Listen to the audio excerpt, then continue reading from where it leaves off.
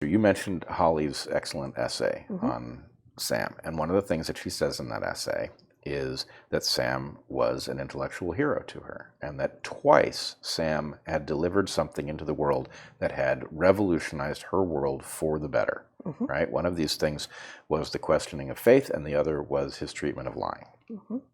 And her point was now she is forced to part ways with her intellectual hero because her intellectual hero is doing things that not only are unacceptable, but don't fit with his own stated beliefs on these things before, without acknowledging that he's changed. But here's the funny thing about that. He's not the only close friend of ours who's said this.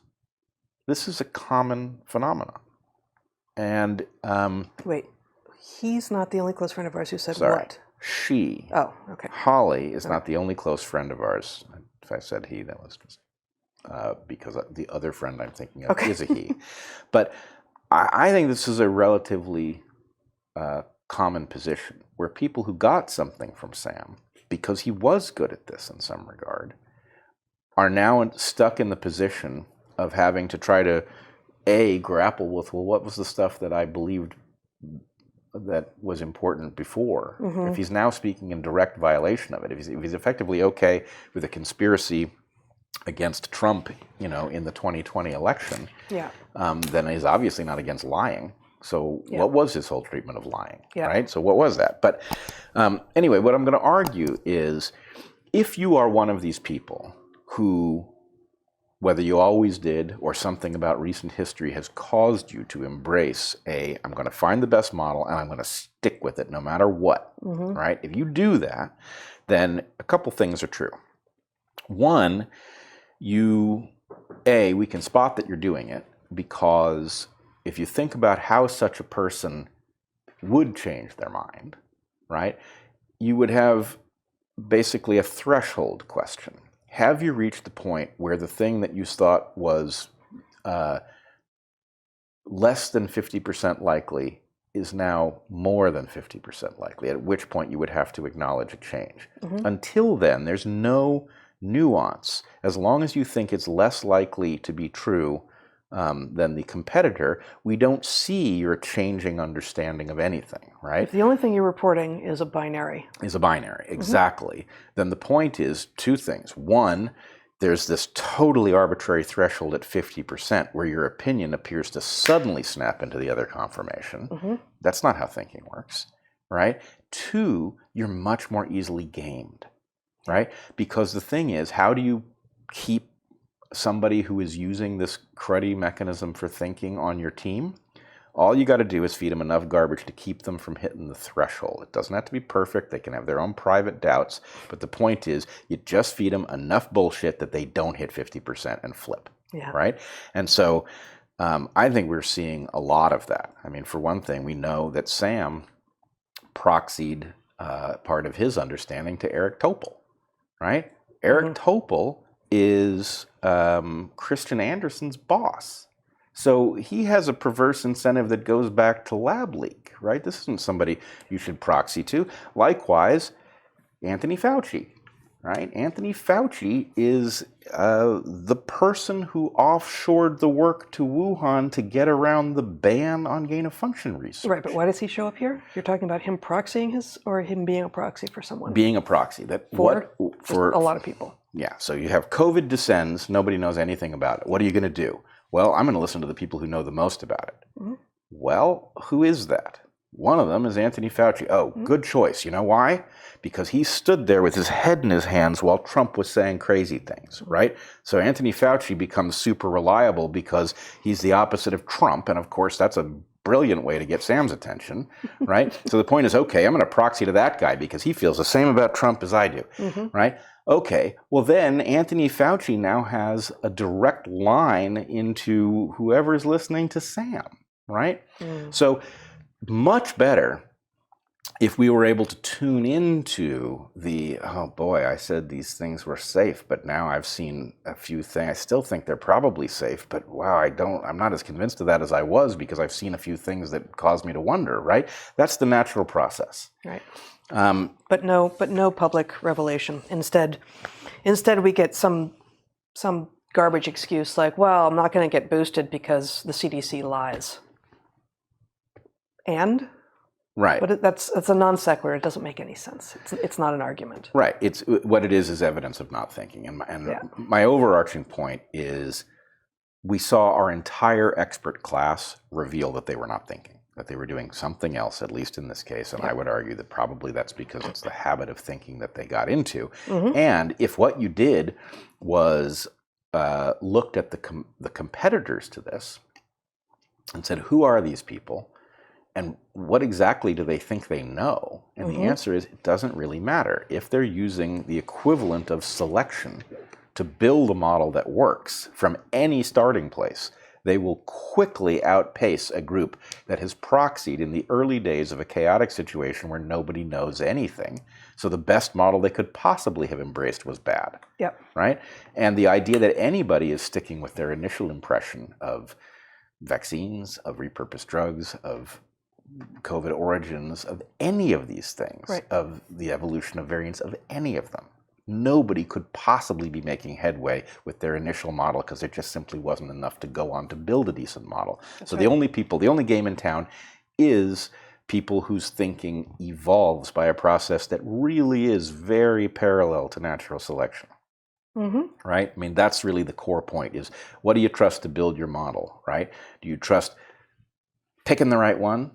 Well, that can work great if a bunch of really refined models exist and, none of them are full of corrupt garbage. Yeah.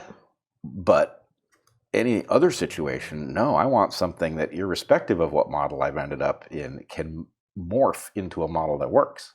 That's what I want. Yeah. And the problem is, I think the propaganda engine was very good at portraying the process of evolution as evidence that it was not valid. In other words, well, if this thing makes errors, right? Well, and that's classic media response, right? I mean, who was it who in part lost the presidential election because he was accused of being a flip-flopper? Is that John Kerry? I think that was John Kerry. Yeah. So whenever that was, the idea that you've changed your mind as a politician, that's going to be the thing that means you can't hold office. Like, I'm not saying that John Kerry would or would not have been an excellent president, but the idea that having changed your mind and being on record saying one thing and then later saying a different thing, well, that's just too far. Like, that tells us, like, if people can be fooled by that, then people can be fooled by anything. Yep. If they really believe that changing your opinion as a politician should mean that you should not be in high office, well, then we're done. We're doomed, frankly. Right. It is a poison pill for anything that would function the right way. Yeah. So I wanted to close out this section with a couple of observations. One, I wanted to point out, there's something that you've heard me say it many times, I think I've said it quite a number of times on DarkHorse, that if you say something that is wrong, right? If you get something wrong, the process of admitting that you got it wrong is very painful for all of us. But some of us are good at it. Why are we good at it? Because the pain that you experience in publicly having to reverse yourself is such a tiny fraction of the burden that comes to you if you refuse to correct it, that it's a bargain. Expensive as it is, it's a bargain, right? Now, if you do it all the time, people will correctly infer that you're not doing thinking very well because you're constantly having to correct yourself. But if you do your work well so that you don't have to correct yourself that often, and then you do correct yourself when you need to, that actually increases people's trust in you because they know why you're trustworthy, which is that you'll fix it if you got it wrong, and you'll alert them, right? So here's the crazy thing about that. I don't know how many times I've said that, but I've given that riff many, many times in many contexts. I also believe Sam has given that riff almost exactly, right? He has described this process, which means that at the very least, his conscious mind is aware of this relationship. Now, I think he's caught in a bind. I think Sam has two ideological commitments in conflict. He's a little bit like Hal in 2001 that has two conflicting programs. You remember that? Yes. Yeah. Okay. I just think that may be the first time that those two characters have been possibly compared to one another. But I think Sam has a belief in institutions, which I understand because, frankly, we're really screwed if they don't work. But punchline, they don't work. Right. Not a one. They're all busted, and we're more screwed if they don't work, and most of us are pretending that they do. Right. That's worse. That's the worst of both worlds. So I think Sam has a desire to recognize what's wrong with the institutions, fix them, and get back to work. And I think the point is it's way later than you think, Sam. Those institutions are way more corrupted than you understand. They're not coming back, right? And you don't want any part of them because they will do to you what they just did to you with COVID, right? They will mislead you and they will turn you into a fool, right? That's not what you want to do. Yeah. So at the same time that he has a commitment to the idea that institutions are the way that we prevent oblivion, which I think is not wrong, right? That we need institutions that work to prevent us from arranging oblivion for ourselves. He's also committed to the idea that when you get stuff wrong, you should correct it. And that these two things are in competition, and that his move this week to leave is about one of these things having won out over the other, and it's the exact wrong one.